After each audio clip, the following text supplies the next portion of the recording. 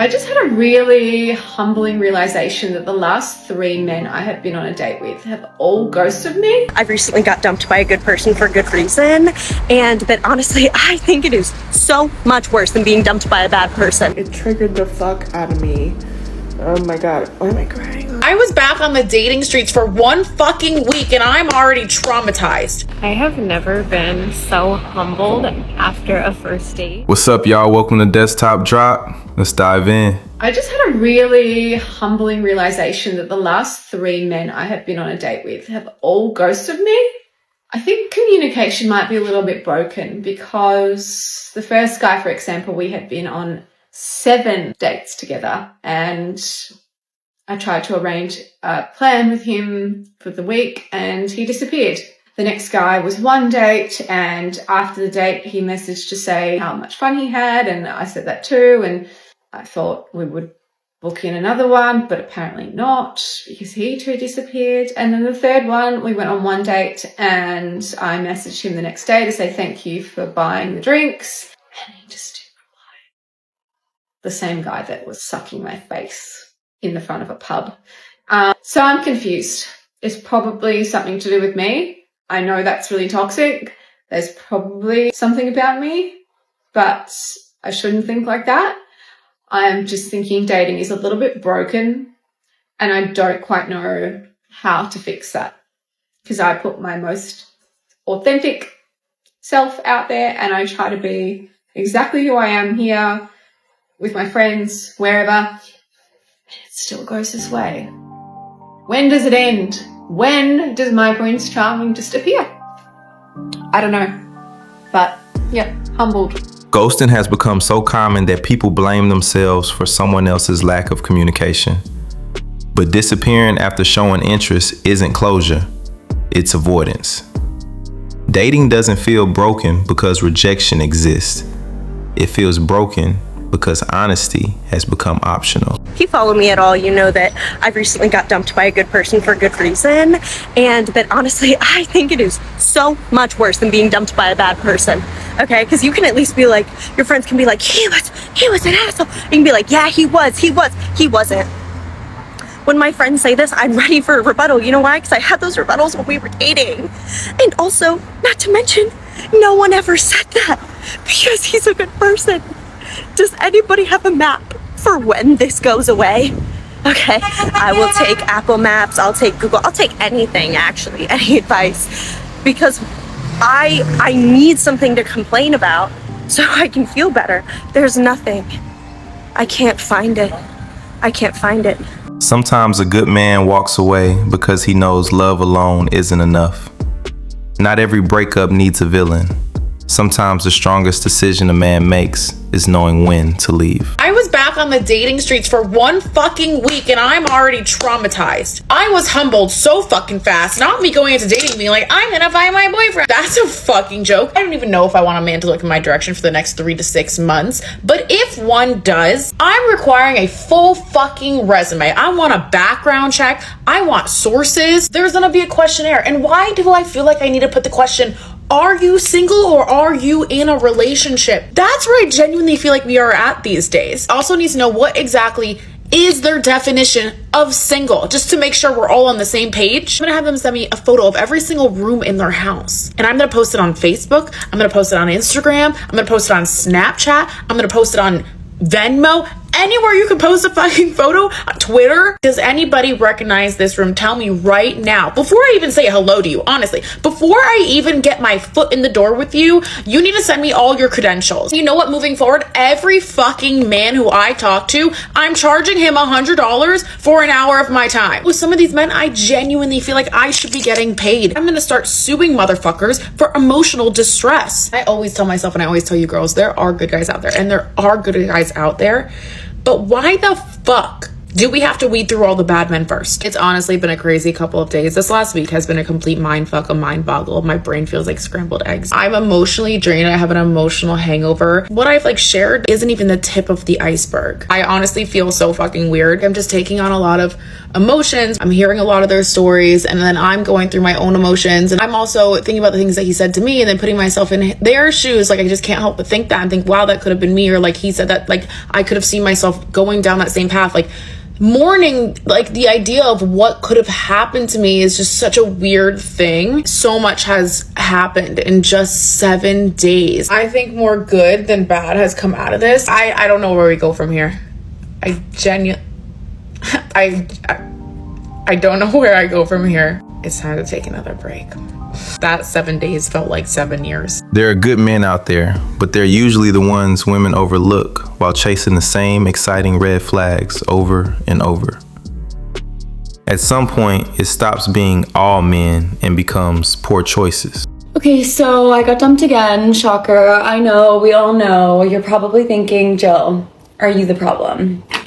That would be crazy, so let's not even think that. But actually, this guy was perfect for me for one reason.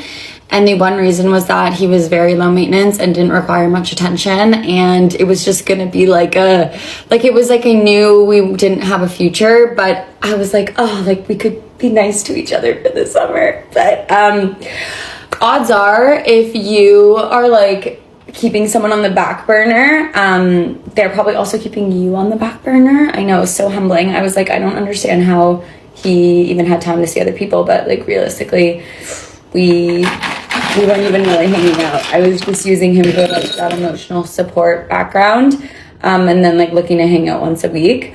Bless his soul, great guy.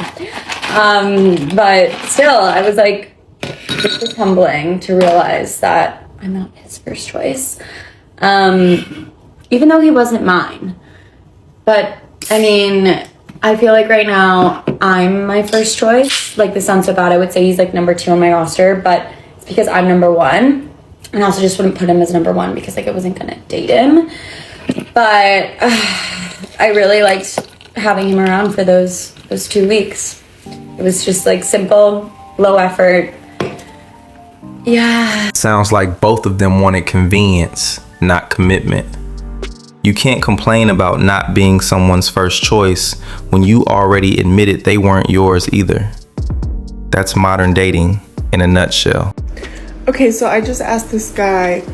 We talked for a little bit. It was like a Hinge match, okay? It triggered the fuck out of me. Oh my god. Why am I crying on camera? Okay, this is what had happened. So we went on like literally one date. We talked for a while. He seemed excited, but he lives like 2 hours away, okay? And so it just kind of fizzled, and then I was going to be in town, so we met up. We had a good day.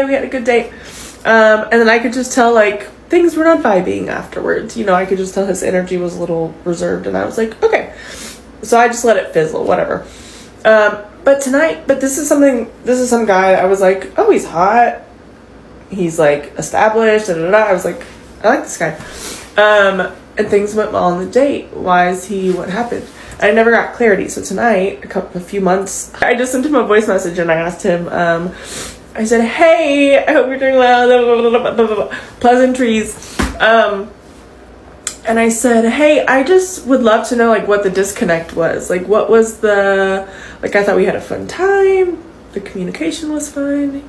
I just talked about what a good time I had. And I was like, I just asked him for genuine feedback. I was like, what happened, basically? And I said, no hard feelings. Of course, no hard feelings. Things just don't work sometimes, whatever. But for my growth, I want to attract somebody that I respect. And right now I'm attracting a bunch of fucking avoidance. And what happened? Anyways. And so I held it together. Okay, guys. And then he texted me that it was just the distance. He said we had a really good day and it was fun, but there's a lot of hurdles with distance and why am I upset? Why am I crying? I feel better talking it out, actually. Thanks, TikTok. Thanks, TikTok. But I think it triggered my inner child in a way that was like, somebody didn't choose me, like I wasn't worthy enough for a long distance, like making that effort. Which is hurtful. But I appreciate the honesty, you know? And that's all I needed to do. It was very vulnerable. I think that was another part of it too. The vulnerability of asking somebody, like, hey, what happened? And then them answering, and it's just like, just wasn't worth it, kind of. Like, he was so nice about it. He's so nice about it. But it hurt my feelings. It triggered me. Have any of you ever done this? Have any of you ever asked somebody, maybe they ghosted you, I don't know, ask? It's kind of like, grow, get a little uncomfortable. I sent him a voice message asking him, what was the disconnect? At least he gave her an honest answer instead of disappearing. Sometimes it's not about worth, it's about practicality.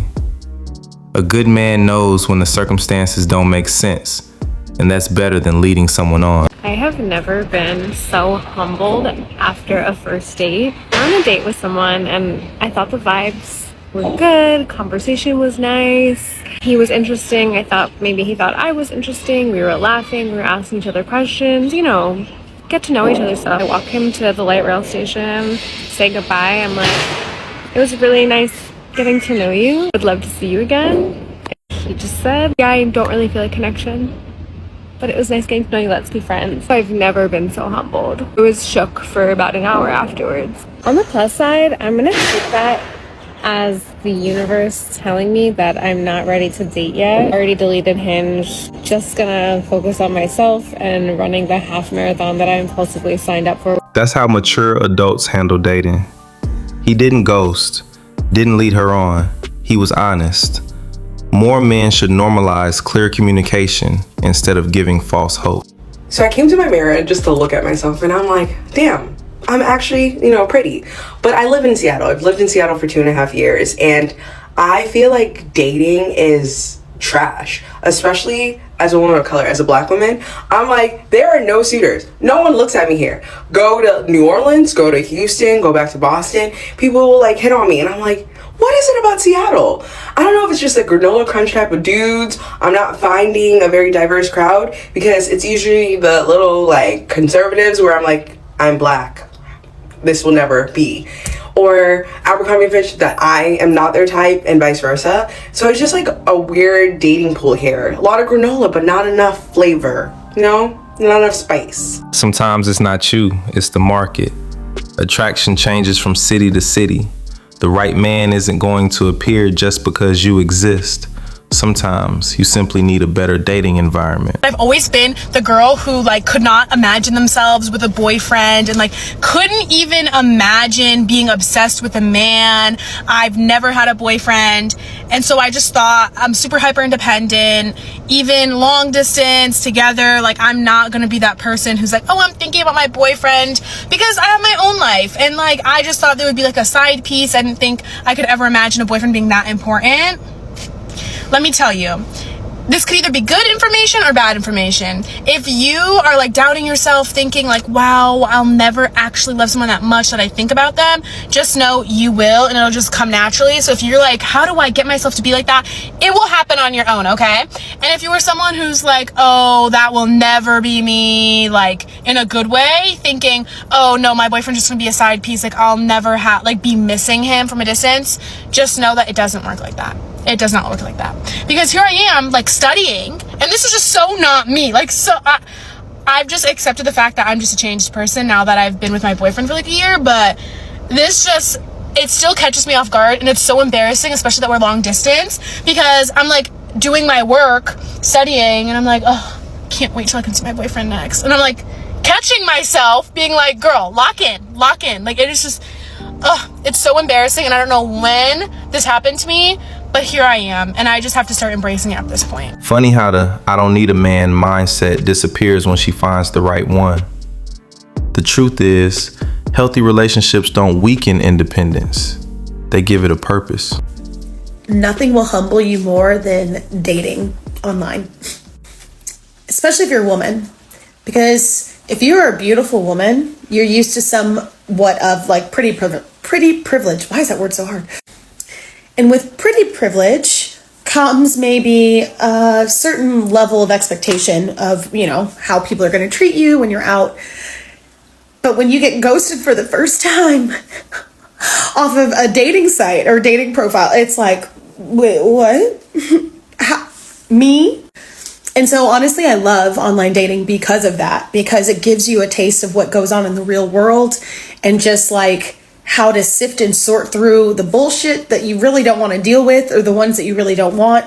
Obviously, if someone's ghosting you in the very beginning, it's a very, very unhealthy sign that they're probably not a very good communicator. So these are really good things. You know, sometimes pretty privileged, like when you're used to people just fawning over you and just like doing, you know, just putting their best foot forward, you may not actually get to the heart of who they are as quickly as you would if, you know, if you got ghosted a few times. So I know it sounds backwards, but it actually is a blessing in disguise, and it also is helpful to you being more discerning.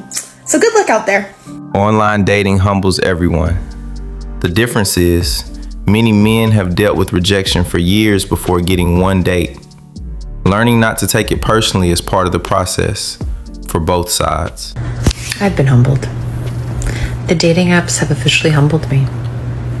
You know, you see there's 20 new people interested in you. You're excited to open up the app. The characters that I see. Now listen, I'm not delusional. I know I'm not 20 years old. I know looks-wise, I don't think I'm a 10. I don't think I'm a 9. I don't think I'm not, I know what I'm bringing to the table, which, I mean, I have self-respect. I'm not a loser. I'm not the girl you wake up next to and have to gnaw your arm off. Like, I get that. These guys, the confidence. I'm not saying, but they think we're matches. You have no teeth. Why don't you have teeth? I deserve better than that. Dating apps expose everyone to people they wouldn't normally choose. Men deal with that every day too. The reality is, attraction isn't old. Both sides have to sort through options without taking it personally. Somebody tell me where I need to go to find a real man. One that's gonna love me. One that I can do little TikToks and social media stuff with. One that I can go out to eat with, that I can have fun with, that I can make all kind of good memories with. One that I can spoil. One that's gonna spoil me back. One that's gonna give me that same energy that I'm gonna put into him. Where is he at? The kind of man you're describing exists, but he's probably looking for the same level of effort, loyalty, and peace in return. Real relationships are built by two people investing, not one person chasing. Okay, so if anyone knows where all of the emotionally available, emotionally intelligent, introspective, one of a kind,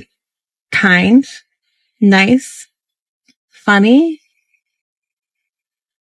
beautiful men are, that are probably in their 30s and want to settle down, want to have kids, a house, maybe some animals, some land, some like dirt bikes, 4-wheelers, you know, guys that like take care of themselves and care about the environment. If you know where they are, please let a sister know. Those men exist, but many of them stop chasing random dating scenes. They're busy building careers, protecting their peace, and looking for women who bring the same long-term mindset they're looking for. Subscribe, hit the notification bell, like, share, and stay tuned for the next video.